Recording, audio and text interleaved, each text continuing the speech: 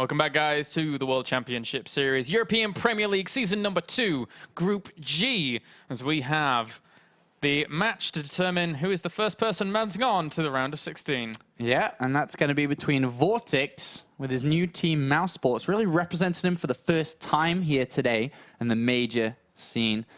And Grubby, a player that needs to get past the hurdle of the round of 32 because he didn't do it last season. Can he come to Cologne? It's only about, I don't know, Netherlands and Germany. It's like 20 minutes train journey or something. Yeah. Yeah, it's about it's that. Not too bad. 20-minute train journey, and he's here in Cologne. So I'm sure he'd like to come here, and I'm sure Cassandra would like to come as well. Yep. They come as a package deal the most of the time, considering they are married and whatnot. And we'll see how this game's going to go on, because the winner of this will get that chance to come to Germany. Yep. So they both have something to fight for, not only the round of 16, but also to bring spouses and brothers along as well for the ride. Yes. Grubby would bring his wife, and VortiX, funnily enough, would bring Lucifer. Yeah. How cute. Okay, Star Station is our first map here with VortiX and Grubby. A tough one for Grubby to open up against VortiX. VortiX is very good on this map. I think VortiX is a very good Zerg player overall. Oh, yeah. And going up against Grubby now. Grubby, I mentioned it a little bit earlier, and if you just tune in now, I'll say it again, is that Grubby in recent times, in the last 2 weeks or so, has been in the back of his mind saying, I've got to improve my Terran, got to improve my game versus Terran. And in the last 4, 5, 6 days or whatnot that he's not been streaming, if you a regular Twitch viewer, you'd have recognized that he has not been streaming recently, is that he's been focusing 80% of his practice games. So let's say that's 10 hours a day, 8 hours a day of practice versus Terran, with only 2 against Zerg. He did start to ramp it up a little bit this morning and last night just to make sure that he was good and sturdy against Zerg, but he practiced most specifically against Terran because there are 2 Terrans in his group, and the likelihood, obviously playing against Terrans, is more likely. So we'll see if he can still rattle his Protoss versus Zerg. He's always been a pretty good Protoss versus Zerg player. Let's see if he still remains one. We've seen some very, very clutch moments from Grubby. Even last year's WCS, that are the game we cast versus Nurture on Cloud Kingdom, no less. I'm sure a lot of people remember back to these kinds of games. But against VortiX, it's an interesting one because they're very, very close against one another in terms of results. 1-1 in series, 3-2 in maps in VortiX's favor. Yeah. So it's not a large sample, though. Not too many games played against each other. But one thing to note, VortiX's old playstyle in Wings of Liberty, there's one really key point of that playstyle which translated amazingly into Heart of the Swarm. And in Wings of Liberty, it was all about defense into getting up to Broodlords and Infestors. Yeah. That defense part of getting there has now translated very well into Heart of the Swarm. I've rarely seen in the games, the online cups I've seen, some random replays I've got, he doesn't lose versus many all-ins. He defends the majority of all Immortal pushes, defends against 4 gateway attacks, Void Ray gateway attacks. He's really, really good at defending assaults. So I think Grubby's key is to play the late game against VortiX if he's going to look to advance through. This is maybe opening up with Harass, but no major all-ins. If he falls into the all-ins to try to bring VortiX down earlier, unless VortiX is making mistakes, it's not going to happen. We'll see then. Star Station, as I said before, is our map. This determines who advances on to the round of 16 for that first spot, guys. And it's more important than just advancing on to the round of 16, because actually, if you get that first place spot, there's seeding advantages to that as well. Seeding advantage, I mean, yeah, there are seeding advantages. Not as big as some tournaments, because every player in the round of 16 is tip-top. And now we jump in to game number 1 as we have spawning up to the top right-hand corner, representing the Netherlands. He is Grubby. And spawning down to the bottom left as our blue Zerg, we have Mouse VortiX. It's going to take a while to get used to Mouse in front of VortiX, of course, being on Caronte for such a long time. I have a hard time with it as well. It's been difficult. When I was doing Mouse Lucifer, very tempting to say Caronte Lucifer. Lucifer and VortiX really bringing Mouse Sports to one of the best teams in Europe once again. And just to remind you, before this game really kicks off, is these 2 players, as you said, are playing for a chance to come to Cologne. They are playing for their ticket. You guys at home can simply buy yours. If you go to this link down there, as you can see on screen, WCSEurope.eventbrite.com, buy your ticket there. Come hang out in the studios of ESL. I'll give you a high five. Kolaris will give you a tickle and a hug. Wasn't it Kennegat that gave the hug? Yeah, but this is this week's bargain. Oh, okay. This is this week's bargain. All right, then. So, yeah, definitely come hang out. I mean, you can come see the winner of these players is Stefano, MC, MVP. A lot of incredible players, definitely worth the trip. Whether it be a flight from, you know, England, come join us. Make sure you bring some Tetleys and what are those crisps called? Which ones? Sensations. Bring me the spicy sensation crisps, Dude, please. the salt and vinegar ones. No, spicy sensations. Oh, okay. If you want, I'll take a chicken madras and you can wrap it up and bring it with me. I'll use a microwave, it's no problem. I know which ones you're on about now. If you're from Sweden, bring me some of those meatballs and make sure to bring the cranberry sauce. Don't you want some of those fish from Sweden? No, I'm not a big fish man. No. And if you're from France, I'll just accept a baguette, really. As long as it's Just baked well. A baguette. And a bottle of wine then. All right, okay.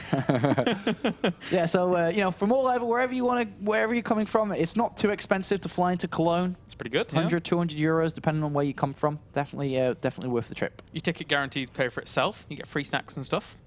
Yep. The ticket to the entrance, not the ticket to the flight. You don't get enough drinks to pay for a flight. Not quite, no. But, I mean, you could, in theory, if you drank enough. Be kind of odd, though. Anyway. you drunk 200 euros worth of Coke here or something? And yeah, Give it a go. I think the tickets are like 7 euros, so it's Yeah. not too expensive either to actually come to buy the tickets either. It's obviously more expensive to travel. Anyway, on to this game. So we had... we both had just very normal openings. The thing that's not normal is that Grubby hasn't taken a second gas with his build. He's got a faster Nexus because of not taking a second gas here. But one thing that's missing are sentries. Like, he doesn't have enough gas to build sentries or to tech up. It's one or the other. He either says, all right, screw it, I'm not teching up and build a sentry, or I am teching up and I'm not getting a sentry. But look at the Zergling. One Zergling that slipped by the mothership core goes in and sees the lack of second gas, but he did see the forge instead of additional gateways. So, despite not seeing the second gas, it still shouldn't be too much of a problem early. Later on, for example, if he gets +1 attack right away, then adds on additional gateways, then that could be a problem. Now, I've got to ask, it wouldn't have going this sentry light early on been a bit of a risk if VortiX wanted to be a bit more aggressive and had spotted it earlier? Yes, but Grubby also scouted very early, right? So he saw that it was okay. Like, really, really early. Yeah.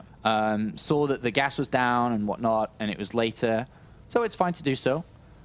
The gas has been thrown into +1 attack, though, with no technology structure, be it Stargate, Robotics Facility, or Twilight Council.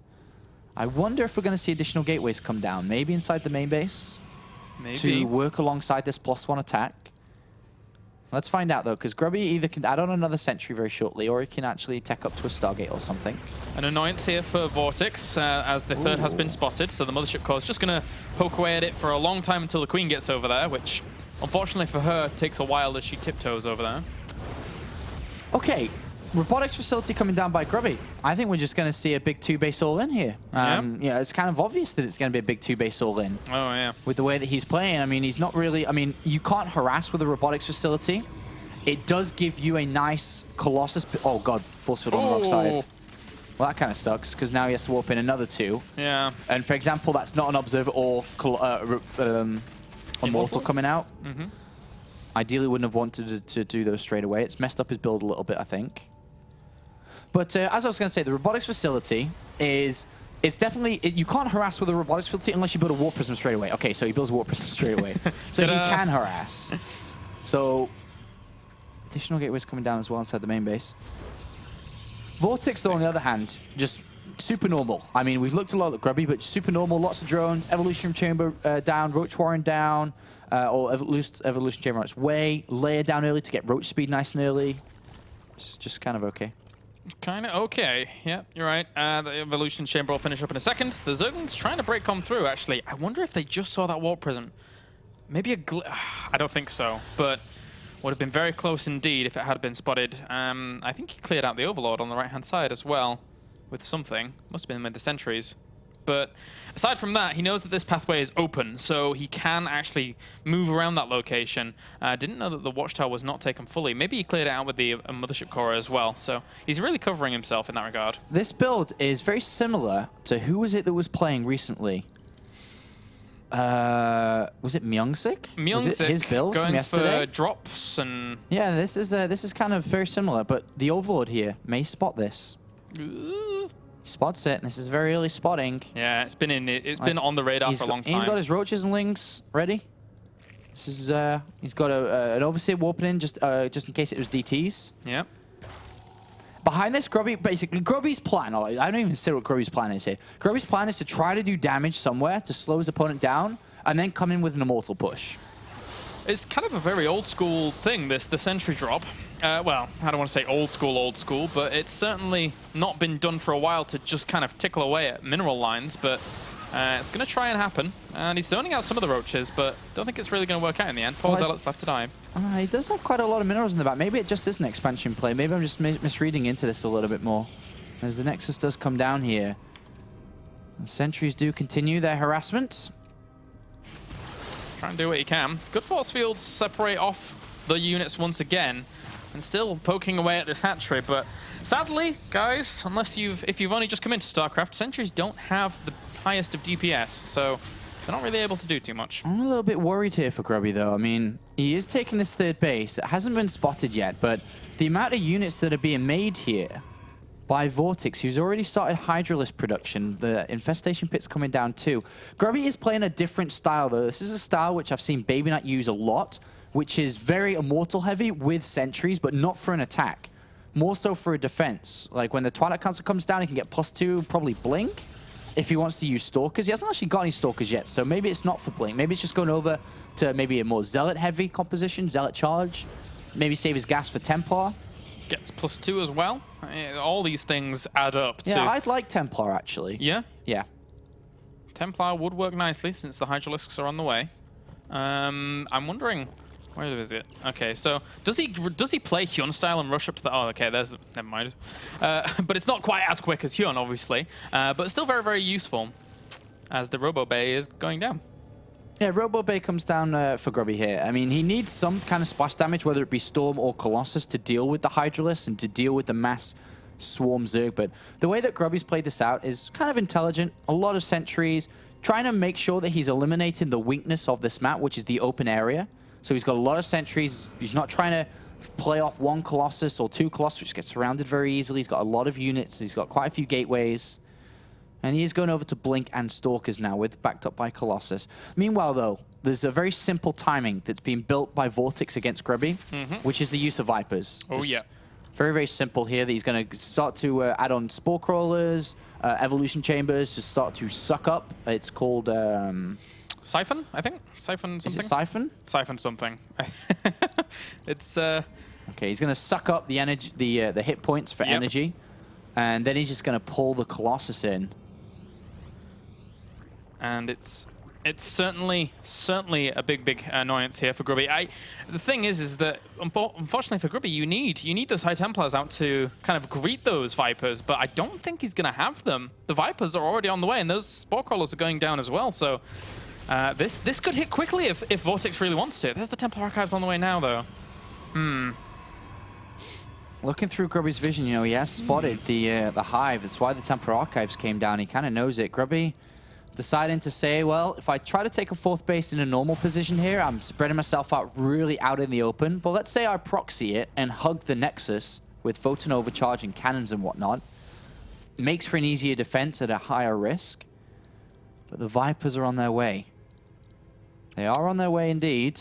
And Grubby, hey. Consume. That's what it was. Consume. Well, fair enough. He actually spotted these Spore Crawlers moving out to the middle of the map and kills them off. Very good.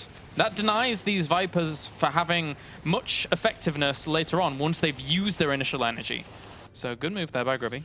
Warp Prism seems to be making its way down south while this attack is going on. This simple timing coming out from VortiX. 2 Spore Crawlers, though. A bit of an annoyance, but the Warp Prism does zip past.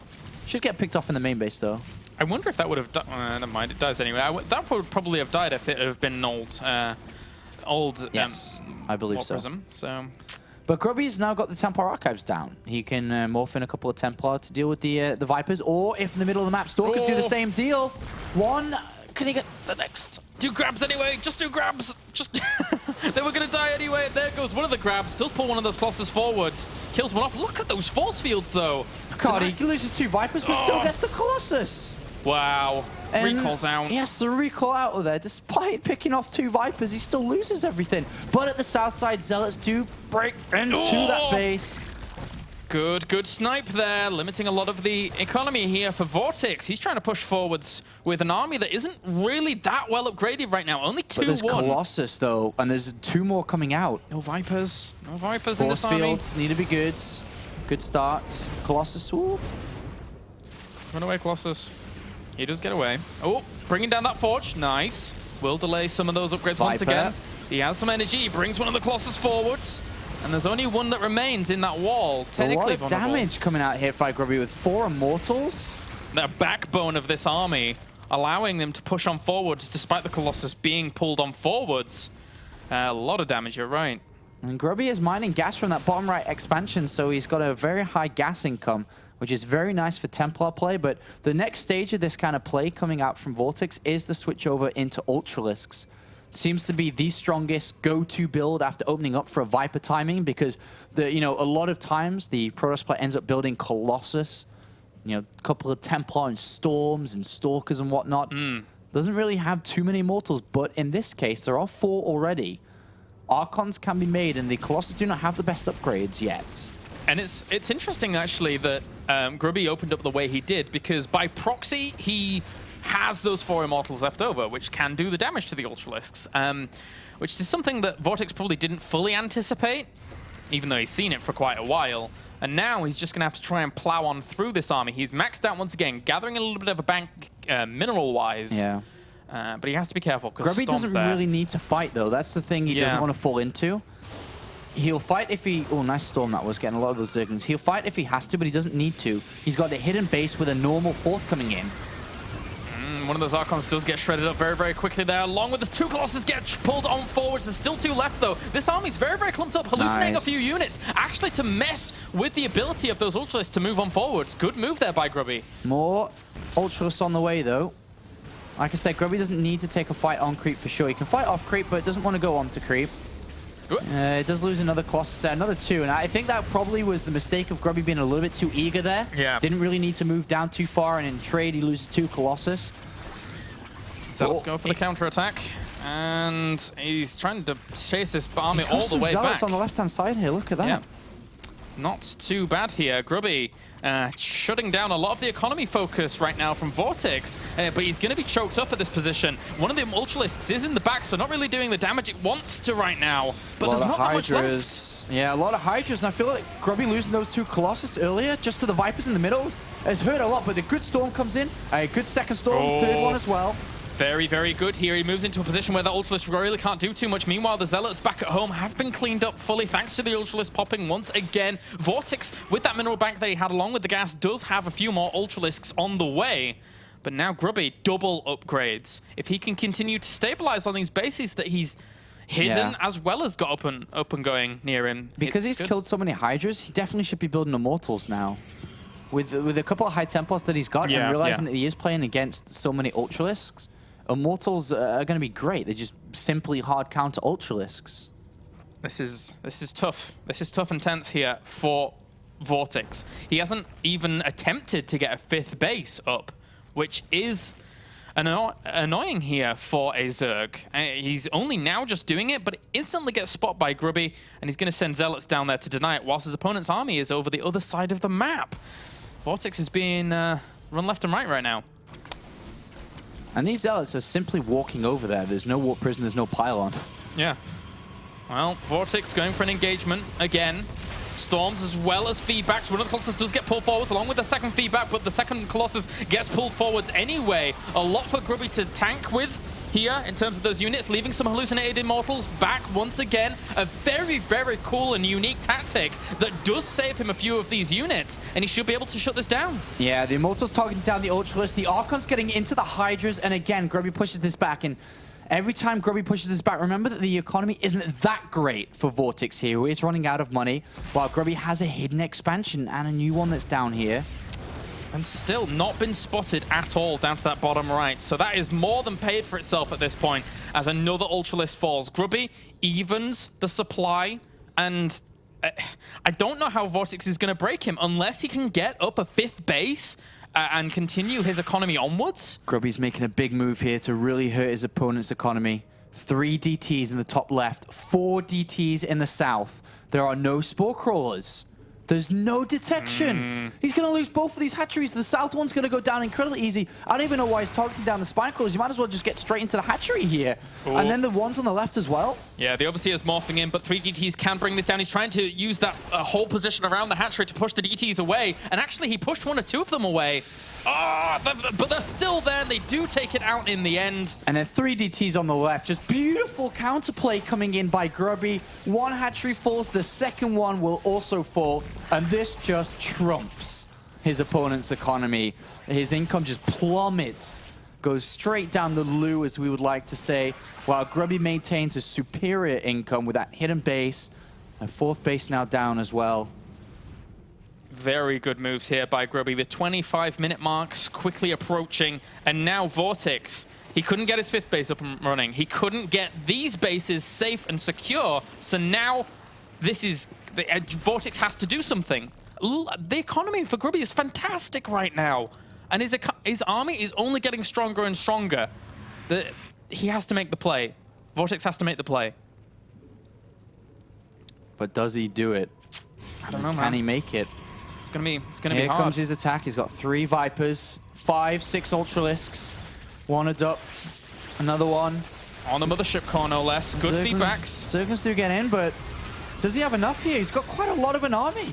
Yeah, that's a lot of Zerglings trying to flood in. If they can wrap around this army and seal it in, that will be fantastic here for VortiX. He's actually completely shutting down this base, along with the Ultralisk still tanking so much damage. They don't actually have the +3 melee weapons, but it doesn't really matter here, as Grubby, he's losing a lot of his army. Army supplies right now, it's 88 to 44. He is. He's going to lose this base down here.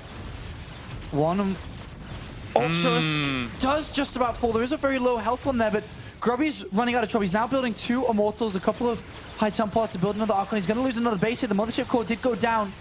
Can he hold on? It's going to be very, very close here if he can hold on against this army right now. Only being reinforced by a few Zerglings, a few Hydralisks, 1 Immortal, then he should be okay. But Grubby, he doesn't have the standing army to cope with it. I'm so confused by this army that VortiX has. It's a mix of Hydras, Roaches, Ultralisks, Zerglings. It's a very difficult all-round composition to deal with. And yeah, he had to make a really varied composition himself to try and deal with it, but it seemingly hasn't worked right now, despite having the economy superiority here. Grubby is half of his VortiX's supply right now. This is Grubby's looking on the back foot. Yeah, Grubby's got to really use his units here efficiently. The DT's getting in there, picking off a couple of Hydras. These Immortals pick off another Roach here. Remember, Grubby still has that hidden base. He's harassing at the same time here. DTs bring down the 6 o'clock base. Zealots get into the drone line on the west side as well. The harassment of Grubby, it seems as if it did lots of damage, but it took its toll on Grubby as well. He invested a lot in it to do the damage he needed. But Grubby's still with... I mean, that bottom base is really saving him. It's very simple that it's saving him a lot at this point. And he's able to build 2 Immortals at a time. But the Spire's about to complete here. It may have been a Mutalisk switch, but they don't have upgrades. He doesn't have any minerals because he's lost more expansions again. It's a super interesting game here, but let's have a look at the army values for both players. 46 to 67 for VortiX in the lead, making a couple more Hydras. Unit composition is 3 Ultras, 2 Vipers, 5 Roaches, and a handful of Hydras here with a bunch of Zerglings at the front. It's a tough one. I think just Archons and Zealots at this point. He's got enough Immortals. He's got Storm. I guess Storm can help too. I mean, if you look at Roach, Hydra, Viper, Lings are weak versus Storm, and the Ultras weak versus Immortals. So I guess his army composition makes sense. I think people can hear back at home the baffled tone that we have in our voice right now, because it's a very odd game. It's an intriguing game. Well, it would be over if Grubby didn't have that base in the bottom right. Yeah. But VortiX has no idea. he has to assume something's going on. Eventually. I guarantee he's saying, God, this fantasy GG timing. Yeah. That's what he's saying. Why aren't you out yet? Oh, pulls two Immortals forwards. That's a good pick off there. The Storm's just rained down to try and shut this away. He can't break that front just yet. Oh, unless he continues to pull those Immortals forwards. All right. Now is the time where he says, how the hell do you still have an army? How the hell are you still harassing me? How is this working? And he has to start to realize that that base is there. He has to just send a Zergling to every location. I mean, this is a tense game. Maybe it just isn't crossed his mind, but yeah, you have to keep questioning, how does Grubby keep building this army? Like, how does this happen? It's 91 army supply to 60 right now. VortiX has the clear advantage in that regard. And Grubby's moving out here to try and make something happen. His income is in tatters, as is VortiX's kind of. But he got his base up and running again down to the south. But this is difficult. Ooh, he's got to be careful here. Good storms can easily land there. VortiX needs to be very, very careful. Two Zealots on the left-hand side again here. Grubby's counterattacks, man.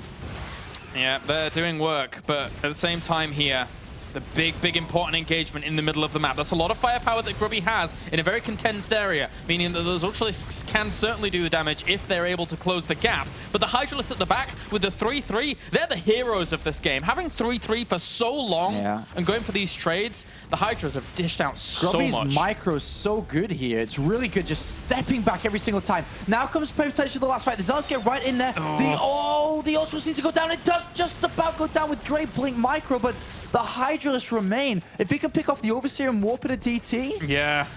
If he can pick off the Overseer. A few more units do flood in again here. Blinks on back to the safety of a cannon. And he's... Contaminate on a pylon. Why the hell not? Bring down... High Templar. I mean, he's got a high tempo, but his feedback's... Okay, he's got now a DT. If he can find space, find gas, find money, maybe. But VortiX is crushing through. Look at the supply. 127. One DT is not going to be enough for Grubby. VortiX playing a fantastic game. How the hell did he go down to two bases GG. and make that comeback? He dropped down to so few bases. Dealing with Grubby's harassment, I really have to, give applaud to VortiX's army composition. A very difficult one to deal with unless you're 200 supply Protoss and have everything. A very hard-fought game from both players there. And I have to say again, what a day of games we have had so far. All of these players looking so hungry for this. Yeah. And, well, Grubby falls down 1-0 in this best of 3. He needs to bring it back 2 games to advance on to the round of 16. It's so special to see VortiX just take, all right, I'm going to play the game properly for 2 weeks, and I will beat everybody. And he's, showing that kind of form. He really is looking good today. And if he wins this next match, he will be going into the round of 16 again, just like Season 1, and can share a plane ticket with his brother. Well, you mentioned at the very beginning, he's a huge threat as VortiX to this group. Having that practice regimen that he has right now, in comparison to when he is normally part-time, a huge threat. And it's showing here. It's showing indeed, and now he's just 1 game away from making that round of 16 trip. Grubby has just requested a minute or 2 minutes to pop to the toilet, and then we'll return in a second, so just needs a couple of seconds. Do you know what the next map will be between these two players? I see... where we have Neoplanet second. Belshir Vestige second. Oh. Yes, Belshir or and then Neoplanet Neoplanet S. Yeah. So Belshir Vestige being the next game. I mean, Belshir Vestige is one of the maps that doesn't get vetoed that often here. The big maps that get vetoed, I think, in the map pool are Red City. Derelict Watcher.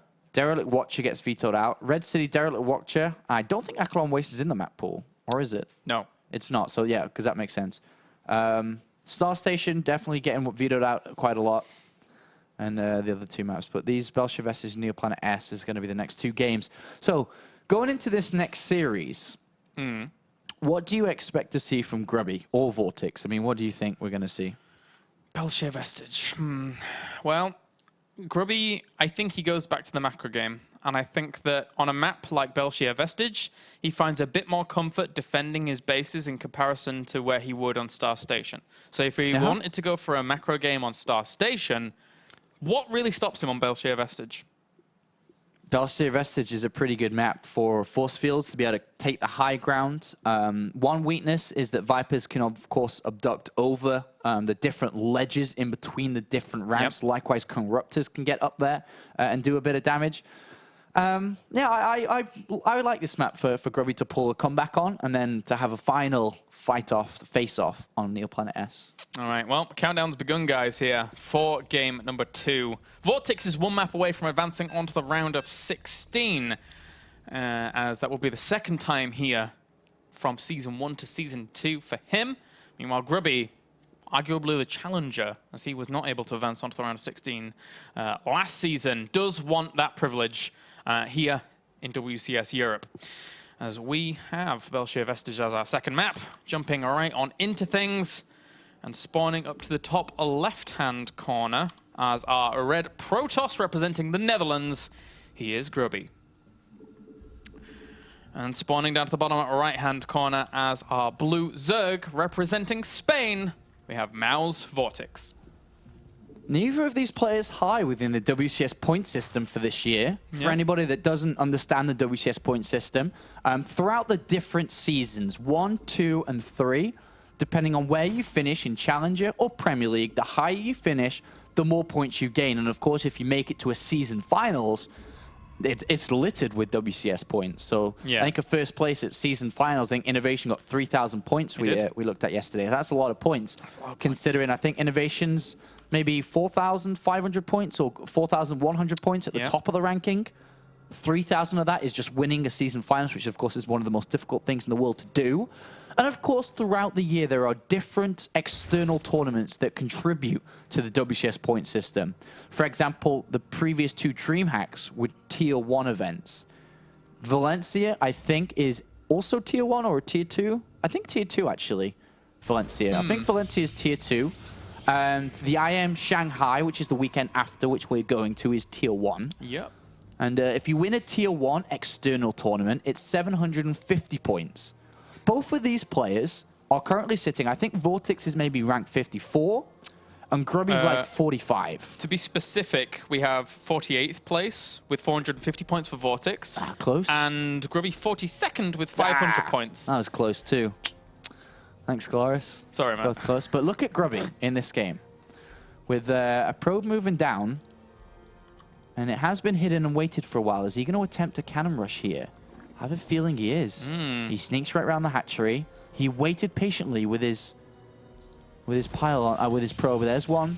Oh, click. What was that click? A drone. A drone. A drone. A drone. A drone. A drone. Oh. All right, but I think that the war-off's going to be complete if Grubby adds on... Well, actually... This is a tough spot to deny, isn't it? He's throwing down the Nexus. Grubby got a bit greedy here.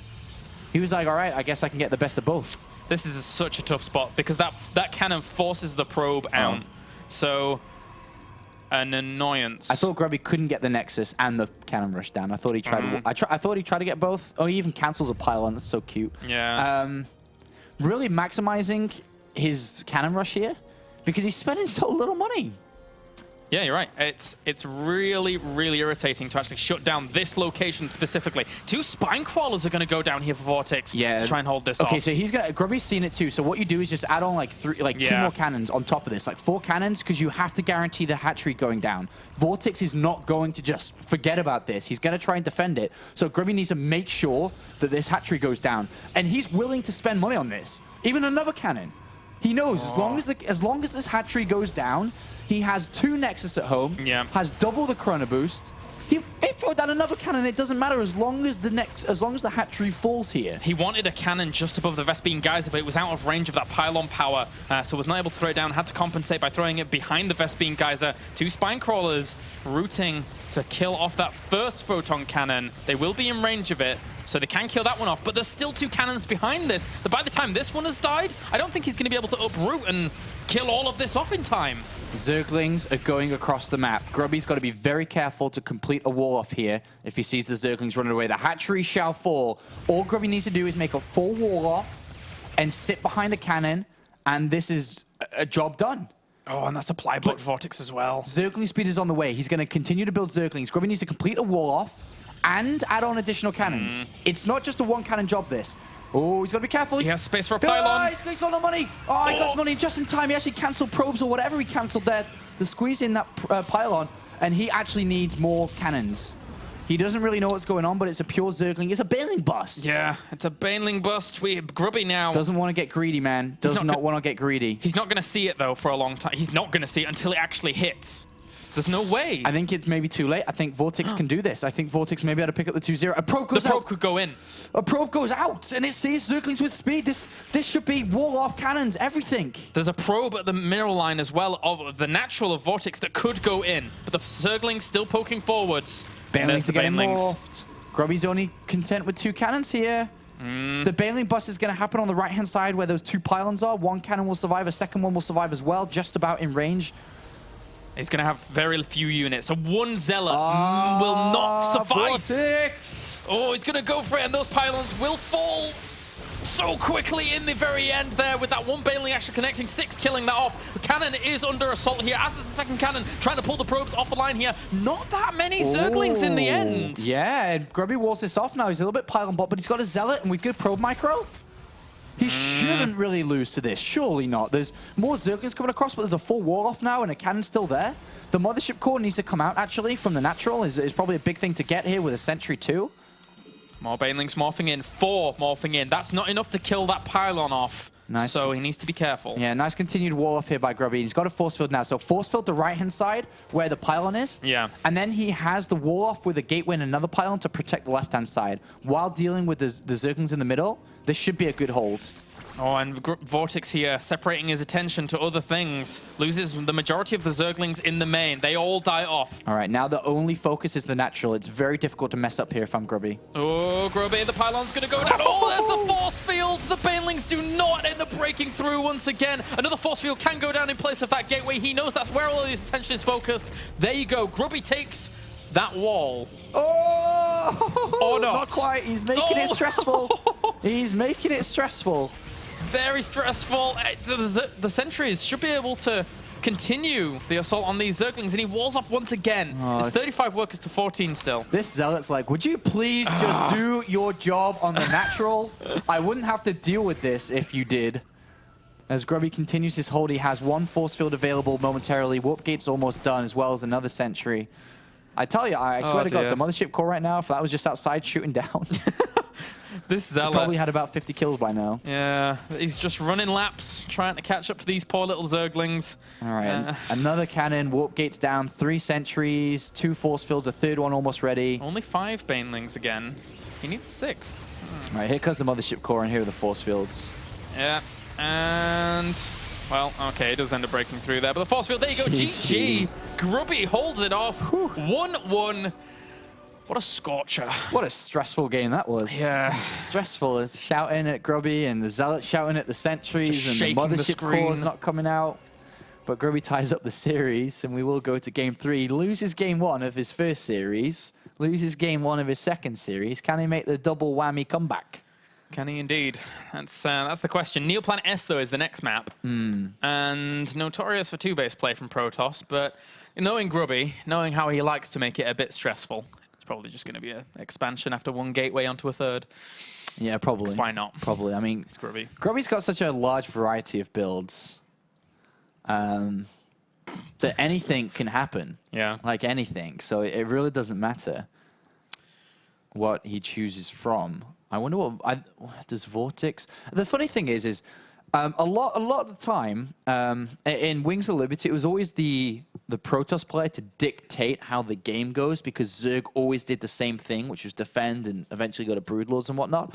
But in Heart of the Swarm, it has changed a little bit. I'd say it was more 50-50. I don't think it's 100% up to the Protoss anymore. I think there are decisions that Zerg can make to impact the rest of the game, which makes it obviously a little bit more fun than the old school Protoss versus Zerg. Yeah, I certainly think so. I just think Heart and Swarm in general has diversified the matchups very, very nicely. There was a period where ZVZ was bleh.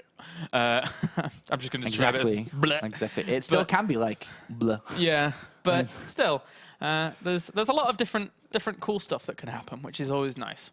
StarCraft's a pretty good game, guys. It's a very good game, which is why you should come to Cologne to watch it live, which is even better.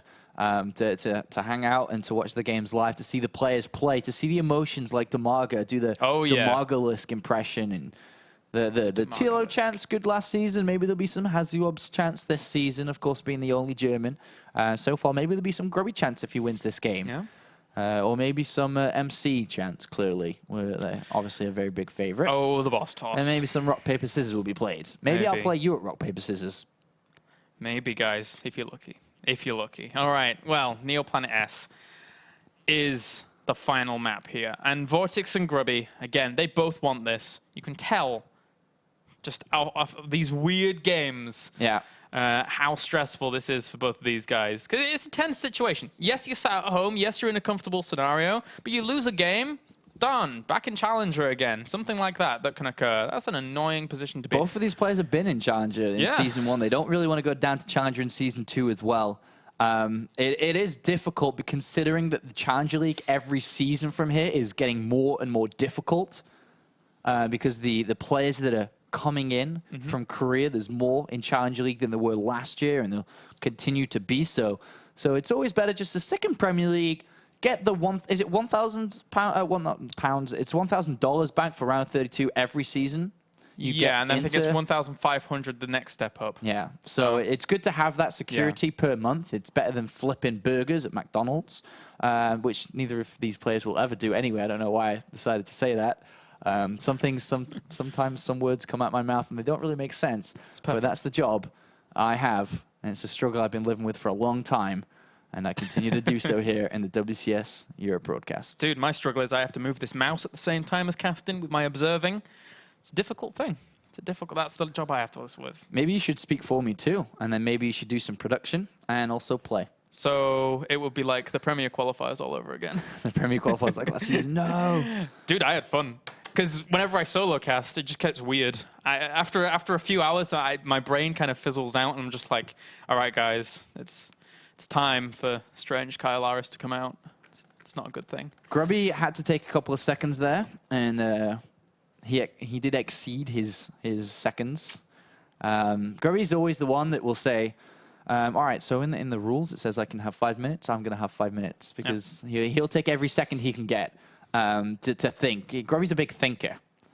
Likes to go over what he's going to do in the next game. And we do have now that game on the way, as we have spawning up to the top right. The man who was able to even things up. The man who is representing the Netherlands. He is Grubby. And spawning down to the bottom left-hand corner. The man that needs this one move to go into the round of 16. Representing Spain, he is Mouse VortiX. We are at the stage where neither of these players are going out, which is what we're going to have to come to next, which kind of sucks. Because these two players definitely worth going into the round of 16. Oh, yeah. I read a lot of comments today on Twitter with hashtag WCS and comments on the forums, such as Team Liquid, that said, as much as I love Grubby, there's already a bunch of Protoss players in the next round, so sorry, I would like VortiX and 4GG, for example. But still, there are also a lot of people out there who would very much so enjoy Grubby playing in the round of 16. A major fan following, a major fan favorite, and just a general great guy. Yeah. And I think we'd like to hear even more of your predictions, guys, over at Twitter. Hashtag WCS. Get these things trending. Tweet at us, at ApolloSC2, at Kylaris. Tell us who you think is going to win this series, who's going to advance onto the round of 16. We want to know, guys. WCS is an awesome thing. It absolutely is, and we are drawing to the end of the round of 32. We are currently just today and tomorrow away from finishing, and then we have a 3-week break, 3 weeks for the players to, collect their thoughts on their respective groups and prepare for the round of 16. In between that, though, you StarCraft junkies out there, there is, of course, DreamHack Valencia happening this very weekend, which I'll be going to with Artosis. And we'll be doing that alongside Smix, who'll be doing the translation. Smix, yeah. And, of course, Rachel doing the hosting with the Adabisi Observing. And then, of course, the I Am Shanghai tournament's the weekend after. So don't worry, there's lots of tournaments. We'll be there. Todd will be there. We've got Mainyard will be there as well. Mr. Infeza for our observing. Infeza for observing. And so let's not forget Paul. And not forget Red Eye. Yeah. We'll all be there. So lots of StarCraft. Then there'll be a 1 week break for us at least. Maybe not for you. And then, of course, the round of 16 happens. But if you want to follow other WCS regions, I'm pretty sure this evening, WCS America will be playing out its day number 2, which you can check later on if you're still awake, if you're a European, or maybe you're an American being lazy at work and watch this on the second screen when you shouldn't be. Then you shouldn't be, but you should be. But you shouldn't be. Yeah, you should be. something along those lines. Yeah. All right, so these builds shaping up again. Grubby opening up for the same one gateway into, or with a single gas. And are these Zerglings going to get in spotted as the Mothership core does pop out? I like where he's hid his probe in the very middle of the map. It's not really hid. It's hidden in plain sight. You think it's plain sight. Yeah. The funny thing is, it looks like it's plain sight, but it's not. No one goes down there. No one goes down there. No one goes down there. I would love to see him just proxy something. Do you know just what like, I would do? What would you do? If I was Grubby, and I'm not Grubby, which is why I'm not playing, I'm casting. That's fair play. I would build... All right, so I know there's Protoss players listening to this. All right, let's Baby go. Knight, here you go. Here's your next strategy. Baby Knight, go. Coach Apollo's helping you out. Build a pylon in the middle very soon, once you've got the cyber core down. And I would proxy Robo, and that's where my mortal push comes from, in the middle of the map. Sick. Sick City. Sick City. Well, there you go. I just gave you your wins. No one's going to see that coming. No one's going to expect that. It's going to be a great build. They're going to poke into your main base with Overlords. They're going to see Jackal. You see those Zerglings just then? They didn't go down there. Although this Overlord might be going past... no, not really. Oh well. Ignore that. Ignore that Overlord for now. Grubby's build, though, still single gas. Yeah. Does he go all Zealots? Let's go. It could be saving up for a robotics facility with the next 100 gas. I'm waiting to see. He's up to 70 at the moment. But his minerals are increasing. He throws down a pylon. Is it going to be for a robotics facility? I think so. Like, is it 100 gas? Does he throw down more gateways? Well, Choose, Grubby! Tell us what's Choose. going on. Is it an early third? What is it? Lots of gates. Gates. Overlords. Overlords. What's up, guys? He sees the probe just come from there, and now he sees it. He's like, oh, is that still a single gas? Oh, damn. Mr. Seisenhausen? Is that still a single gas? Wait, whoa, what was that? That was his last name. Say that again. No. No, please. And Ro32's already building. Remember one of the first things I said today about VortiX is that it translated really well into Heart of the Swarm? Sean! No! The pylon! Only because the gateways helped him I guess. decipher this build. Damn it. But VortiX is very good at defending these kind of attacks. Yeah. So I'm interested to see how this works out. Grubby's going for a +1 6 gateway attack off 38 probes. The pylon's already been brought down in the center of the map. There are roaches on the way, with the layer coming down, which will be immediately for roach speed. It's going to be a pure roach circling defense. This should be fine for VortiX. VortiX should be able to play out of this with the information that he has been given. VortiX now, I mean, how do you break this many roaches that are piling out? Oh, the probe's dead. Did he die? He tried to build a pylon really close. He's got one a little bit further away, but it died again there. And as the layer completes, he'll have 100 gas, hopefully saved to get roach speed. All right, let's see how... Is this going to work? Is Grubby going to 6-gate his way into the round of 16? Or is VortiX going to defend his way into the round of 16? We'll see. Force fields have already gone down, separating up a few of these roaches, but not really too much. They're still all dishing out the damage that they need to do. There's really not that many Zealots left. If he kites them back, but then again, the time warps here, really shutting that down, and he still has that reinforcing pylon. Nice transfuse there, squeezes it into the roach. 11 more roaches are on the way. He hasn't found time or room to get roach speed. He's feeling a little bit stressed here. Wants every unit he can get and afford. Great micro there by VortiX, pulling the low ones back as Grubby does pick off one on the right-hand side here. But Grubby's force is very, very low. Yeah, not only that, but the reinforcing pylon now, as he gets further forwards, he has more distance to cover with any reinforcements that would come along. Good force field on the ramp. Oh, I mean, those roaches are trying to squeeze down there as well as time warp again. Drones coming off. Pull off. He feels he's in trouble here. The army supplies are evening up somewhat. Yeah, the army supplies are evening up here, but there's a lot of roaches. The drones go back to work. The zealots are down. The stalkers are getting exploited here. The queen really needs to start to bring down this mothership core. Zergly's coming from behind, and is VortiX going to make the pull, make the defense to push him into the round of 16 for a second time running? Seems so. I mean, these roaches now doing a fantastic job of cutting everything back. Zealots get isolated in the natural, whilst the stalkers get pushed back as well. And more zealots are just going to head up into the third base, try and snipe that out. If he could get that damage done, that would be great, but I don't think it's going to happen.